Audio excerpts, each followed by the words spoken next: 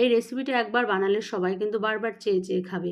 দেখো, একটা কড়াইয়ের মধ্যে সামান্য জলের মধ্যে 2 কাপ দিয়ে দিলাম হচ্ছে দুধ। দুধটা আগে থাকতেই জাল করা ছিল। 1 কাপ দিলাম সুজি। দিয়ে ভালো করে একটু মিশিয়ে নেবো। মেশানোটা হয়ে গেলে 2-3 চামচ চিনি দিয়ে দিলাম। দিয়ে ভালো করে মিশিয়ে নেবো। মেশানোটা হতে হতে একটু সামান্য 1 চিমটে লবণ দিলাম। দিয়ে ভালো করে আবারও মিশিয়ে নিয়ে একটা ডোয়ের মতো তৈরি করে নেবো। এটাকে ডোটাকে একটা থালার মধ্যে নিয়ে নেবো ঠান্ডা হওয়ার জন্য। আর ওই কড়াইয়ের মধ্যে 1 কাপেরও কম একটু দুধ দিলাম আর 2 চামচ দিয়ে দেবো সুজি।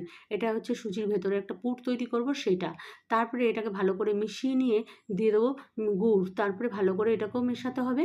কিছু কেটে রেখেছি হচ্ছে পেস্তা আর হচ্ছে কাজু বাদাম, এগুলোকে দিয়ে দিলাম। মুখে পড়লে বেশ ভালো লাগবে খেতে। তারপরে দেখো, ওই যে সাদা সুজির ডোটা তৈরি করেছি, একটু ঘি দিয়ে এটাকে ভালো করে মথে নেবো।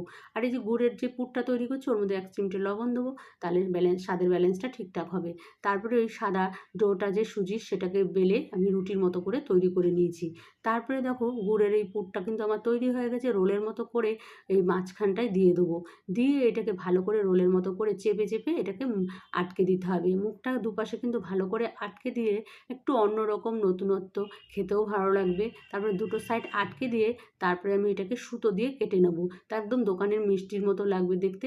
খেতে ভীষণ ভালো হয়েছিল। ভালো লাগলে একটা লাইক আর শেয়ার করো।